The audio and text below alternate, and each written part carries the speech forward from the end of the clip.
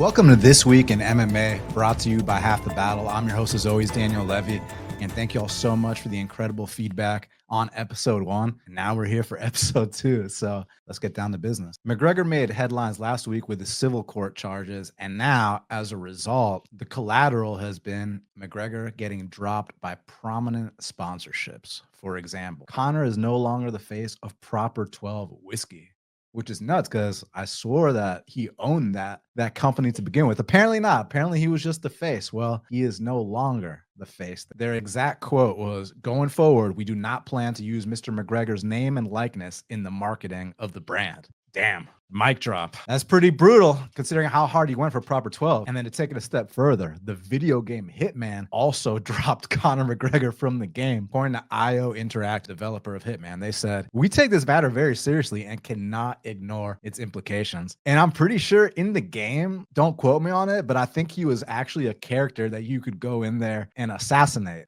And now you can't even assassinate McGregor anymore. He did something so bad they don't even want him in their game. So I guess the last one we're trying to find out is, did Bare Knuckle drop McGregor yet? And so far we don't have any answers, but stay tuned This Week in MMA, and maybe next week we'll have an answer on that for you. So one thing that a lot of people are wondering is UFC bantamweight champion Merab Dvalishvili doing everything he can to duck Umar Nurmagomedov? Let's talk about it. So if you go on X right now, there's an account at AIKYGDLT, and they have a whole thread talking about Merab Dvalishvili, according to them, being absolutely terrified of Umar Nurmagomedov. Now, it all started off with Merab getting incredibly agitated and storming out of an interview simply because of the mere mention of Umar's name. Check this out. Why it will be Umar Nurmagomedov? Why it's not Figueredo? Why is that because of Umar say UFC told me like this? So many, I don't trust this guy. So do you not think Umar deserves to be put in the title shot, man? Damn. Can't even say no, he doesn't deserve a title shot. Literally just walks off. It's like he can't stand the sight or the sound of hearing this guy's name. Then he got asked again at a fan Q&A what he thought about Umar. And this was his response. I'm Nahyan and I'm from Liverpool. My question's for Merab. Merab, in an interview, you said that the fight against Umar in December was too close, but you put out a tweet saying that you want to fight O'Malley in November. Does that mean you are scared of Umar?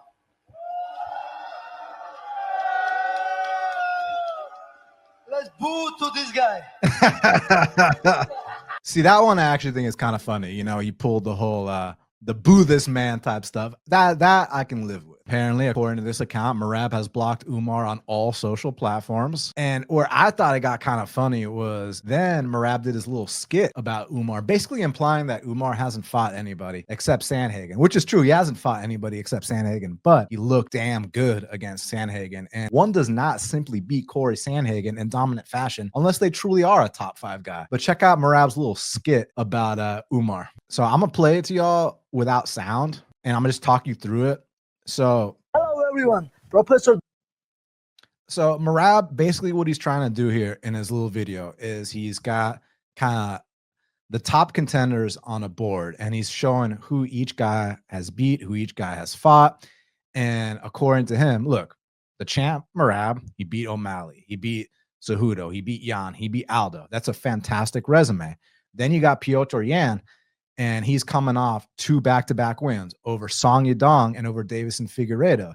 But the issue is that Merab not only already beat Peter Yan, but he beat him so decisively and impressively that no one's clamoring for a rematch whatsoever. So it's strange to me. Look, I see what Merab's doing right here. He's talking about all the guys that Umar has beat. Tomato can, tomato can, tomato can. We get that. But then he discredits the Sandhagen win, calling it a gift and this and that. How was that a gift, man? I'm really wondering, how was that a gift? Like, Umar straight up went out there 5 rounds with Sandhagen, put a clinic on him. Not to mention, Merab's big talking point is you can't skip the line because of your last name and this and that, which is also fake news. I mean, like I said, the guy beat Sandhagen. He's not skipping any line. But like, let's just talk on the basis of the name. Wouldn't it be very advantageous and prosperous to Merab Dvalishvili to have an undefeated Nurmagomedov on his resume? And furthermore, Merab Dvalishvili Dvalishvili is not in a Jon Jones type position doing the whole not acknowledging Aspinall thing, kind of like Merab's doing with Umar, because Jon Jones has never lost a fight. Jon Jones is 29-0. Jon Jones has been a champion in several different eras of the sport. Jon Jones is in a position where he can play these kind of games, ask for that kind of money. Whereas, like, if Merab gets stripped of the belt tomorrow, is anyone going to bat an eye? Probably not. So Merab versus Umar, it has to happen. I mean, again, do you guys want to see a Peter Yan rematch? I love Peter Yan just as much as anyone else. Peter Yan was thoroughly dominated by Merab, injuries or not. Sandhagen coming off a loss to Umar. Davison just lost to Peter. Sean O'Malley, like, does anybody want to see Sean O'Malley get that rematch? I don't think so. It wasn't competitive. There's only one guy for you to fight, Merab, and that's Umar Nurmagomedov. And I'm going to predict it right here, right now. Merab Dvalishvili will fight Umar Nurmagomedov in 2025. One of the funniest headlines of the week actually came from the aftermath of a UFC Vegas 100 bout between Gillian Robertson and Luana Pinheiro. Now, that was one of the first events where the 12-6 elbows were now legal. And according to Luana Pinheiro, Gillian Robertson 12-6 elbowed her in the, quote, anus. Check it out. So make sure y'all follow along with the subtitles here. Eu senti ali, né? Me desculpe a palavra, mas ela deu cotovelada no meu ânus e Fair or foul? That's what I need to know. She elbowed her. She elbowed her in the anus.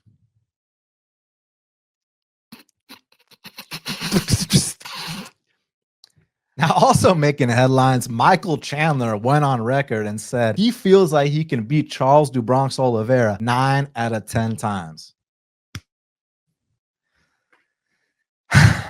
Who's got the calculator, guys? Mike. You've already lost to this guy twice. For you to say that you can beat him 9 out of 10 times, well, now y'all got to run it 100 times. You got to win 90 of those to say that you can beat him 9 out of 10 times. Because now, at this point, man, I mean, you're 0-2 against the guy. How can you say things like that? It's pretty safe to say math isn't Mr. Chandler's strong suit. But don't take my word for it. Listen to the delusion that he spewed on Ariel Helwani's show. Check this out. I believe I beat Charles Oliveira 9 times out of 10. And obviously, I've lost to him twice now, 2 out of 2. I have a 100% loss rate to Charles Oliveira. So I understand why people might tisk at that, roll their eyes at that. You understand why people might roll their eyes at that, Mike? Thank you for understanding. But I'm so unhappy with the performance, man. I'm so excited to get. No, we get it, man. We get it. But yeah, definitely ain't going to be hiring Michael Chandler to be my kid's math teacher anytime soon. With all the stuff surrounding Conor McGregor, some of his biggest enemies, the great Khabib Nurmagomedov, the UFC Hall of Famer, the legend, one of the only people to ever retire in the sport undefeated. He obviously predicted certain things about McGregor a long time ago. So now that it's coming out to light, not that Khabib's necessarily having a bit of a victory lap, because, you know, you don't want to celebrate these kind of things, but he's kind of being like, hey, I was right. But Khabib took it a little bit too far on his Twitter. And I don't want to say he accidentally shared a crypto scam, but I think he unknowingly shared a crypto scam. Let me show you what I mean. Khabib Nurmagomedov, the great, the legendary, he shared this tweet by some account that literally created their account in November. And the account's name is Convict McGregor. And they're saying the Convict McGregor project will donate towards the legal fees of the victims of Conor McGregor, support the movement. And then they just give like a Bitcoin address. Like, you literally know nothing about these people, who's running the account or anything like that. It's just another pump and dump crypto scam. And Khabib, I'm sure it was well-intentioned, quote tweets this and writes, "Good job, guys. You have my full support. This guy deserves punishment." Hey, we agree. This guy does deserve punishment, but you know that donating to this crypto scam is not going to help out the victims of McGregor. So while I don't think that Khabib woke up one day and was like, I'm going to tweet about a crypto scam, I think Khabib is a very honorable man. And I think Khabib is a man of principle, not preference. But when you're Khabib Nurmagomedov, you have as many millions of followers as he has here on Twitter or on his Instagram. You got to be vetting these posts. You got to be on top of this stuff. You got to realize, hey, am I promoting a scam or am I promoting something legit? And man, the comments definitely let him know that well, there were people kissing his ass, of course, because, you know, Khabib has a very rabid fan base, but a lot of other people were letting him know, hey, man, that's definitely a scam coin that is not going towards the legal fees of any of his victims. So, Khabib, You're one of the best ever. You're a legend.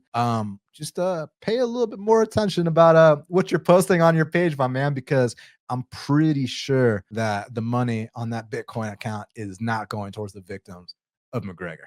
So in PFL and Bellator news, the former Bellator light heavyweight champion Vadim Nemkov has said that he has a date, a place, and an opponent for his next fight in the PFL. And this will be his last fight under contract, and he will explore other options afterwards, aka there's a good chance we get Vadim Nemkov in the UFC, and this guy is very, very well deserving. And I think one opponent he could actually have in his UFC debut is someone he's got a long history with, which is actually Yuri Prohaska. They've fought before, interestingly enough. It was, I believe, in Japan in a ring, and like the first round's 10 minutes long, and Vadim was putting it on Yuri to the point where Vadim gassed out from whooping on Yuri, and Vadim couldn't answer the bell. Now, granted, Vadim was, I believe, 19 or 20 back then. He was just a kid. Now he's a grown-ass man, a champion, and I think he'd be an incredible addition to the UFC light heavyweight division. So after he gets this fight behind him that's coming up, let's get Vadim Nemkov in the UFC. And speaking of Nemkov potentially coming to the UFC, here's 5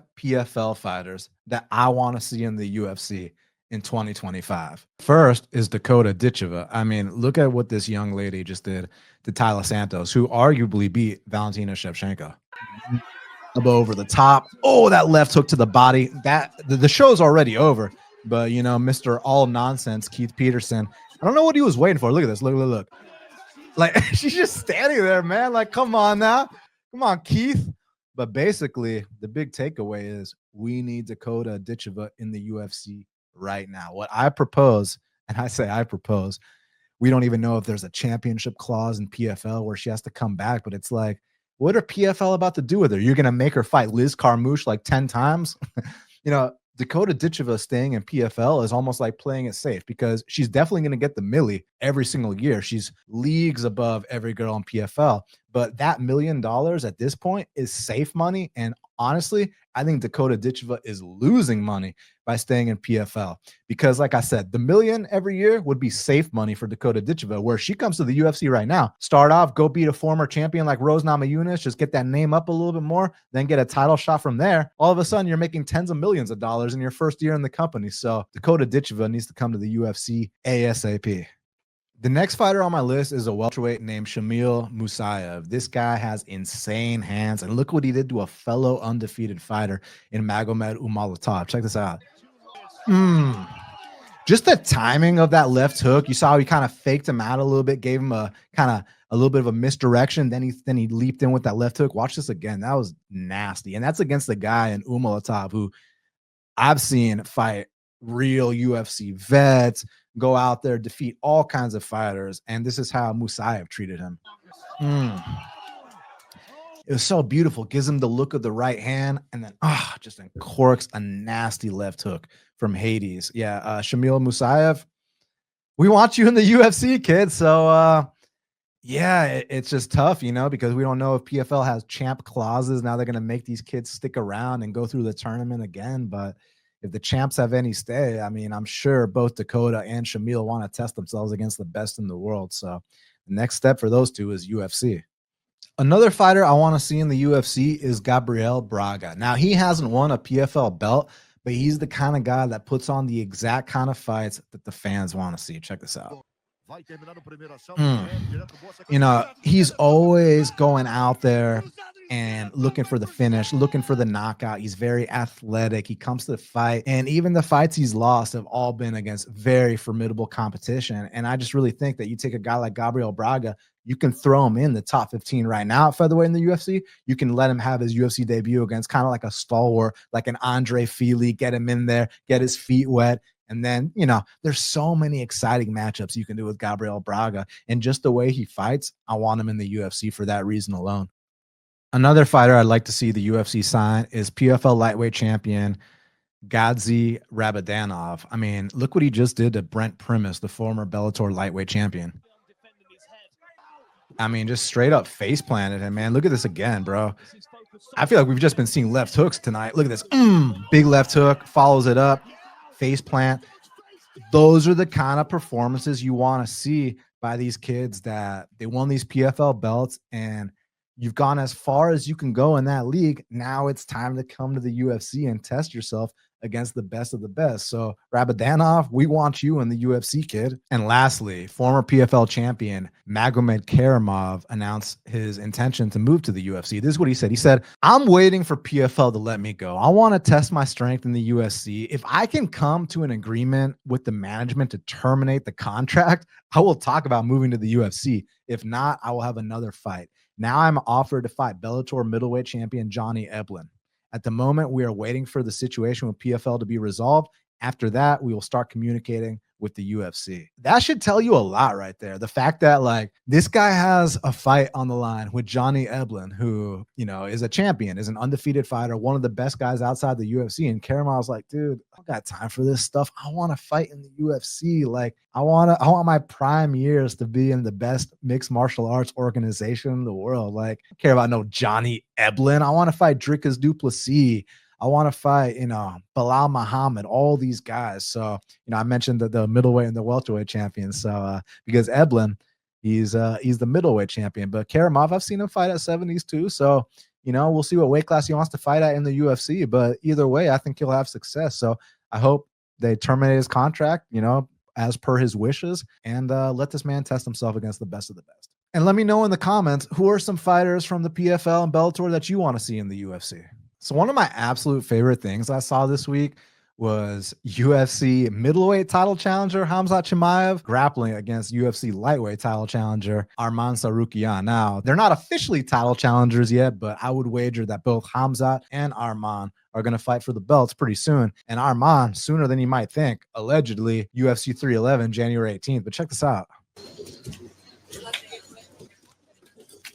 You know, considering the size difference, look at that sprawl. I mean, that's what it looks like when a lightweight grapples with a middleweight. But still, man, look, he's trying to set him up with this dart stroke there, knocks him down. But look at what Arman does. What's actually beautiful about this that people that don't grapple don't understand it. Let's go right back to this real quick. Check this out. I'm explaining it to you as a darts guy. Look, so Khamzat's trying to set him up with a darts. In order to do that, he wants Arman Tsarukyan to go to his side. Arman Tsarukyan does the right thing by going flat. To avoid the darts, you're going to be flat on your stomach or flat on your back. You cannot be on your side. So watch Arman Tsarukyan here, right? Immediately to his stomach. He did not let himself go to his side. And then from here, immediately to his back. So basically, Arman Tsarukyan, and y'all saw that in the Charles Oliveira fight. This guy knows how to defend. Darce chokes like it's no one's business, and it was really cool to see him do that against someone so much larger than him in Khamzat Chimaev. Obviously, we didn't get to see the full footage. It wasn't released, so who knows? Maybe Khamzat ended up finishing it, but from the little clip I saw, I love that Darce defense from Arman Tsarukyan, and I just love seeing two such high-level guys grappling and training with each other. So I can't wait to see both Arman Tsarukyan and Khamzat Chimaev get their respective title shots, and let me know in the comments if you think that either of them has a chance to be UFC champion, because we know Arman Tsarukyan is going to fight Islam Makhachev. It's all but confirmed. And with Khamzat Chimaev, it's either going to be Dricus or it's going to be the winner of Dricus and Sean. I mean, I say go ahead and skip Sean and do Dricus versus Khamzat, but let's see what the UFC matchmakers have in mind. So one thing I want to talk about is how confusing PFL's format is. For example, the other day when y'all watched that event, and I say that event, it was actually two events in one, and a lot of us didn't even know that. There was the MENA event and then there was the championship event. They weren't even in the same location, but PFL put out a graphics card with all the fights on one card, you know, kind of like how the UFC do. I just assumed it was the same card. So on the undercard, there's this kid, Abdullah Al-Khatani, and much respect to him. I've actually seen him fight in person in Atlanta before with the PFL.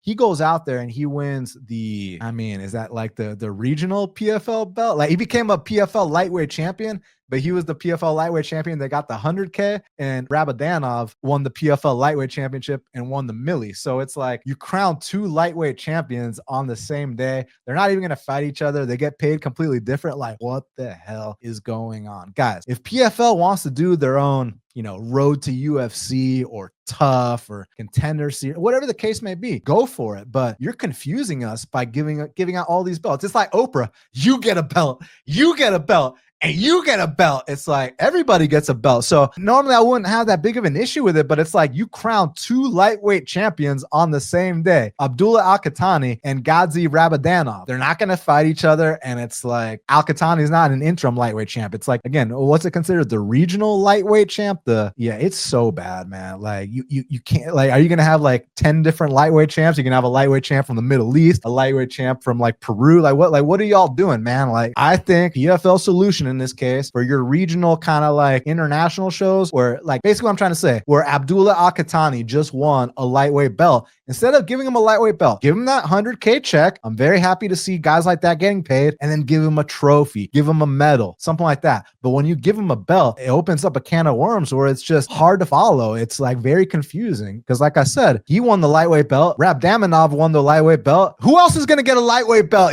So, man, figure that out, PFL. Checks and trophies for the, regional or whatever you want to call it, guys, and belts and $1 million checks for the actual champs. Thank you. In a continuation of last week's news, Jon Jones is still playing games regarding the whole Aspinall situation. So he tweeted, "Sure, call me Duck for the next year. Eventually, Tom will lose within the next 2 or 3 fights, and my legacy will go on as the greatest MMA fighter ever. End of story." So a fan named Adam responded, "So you're retiring?" And Jones was like, "I'd probably vacate the belt before officially retiring. Let's see how my meeting with the UFC goes." Hey, real quick, let's see how my meeting with the UFC goes. He's still saying that's all I need to hear. Everything else he said is noise. Let's see how my meeting goes with the UFC is all I need to see. But he went on to say, "Crazy how being called a duck pays better than most of you internet tough guys will make in a lifetime. 2 fights in 4 years and still one of the biggest names in the sport. That's not ducking, that's winning. God's blessings hit different. Stay mad."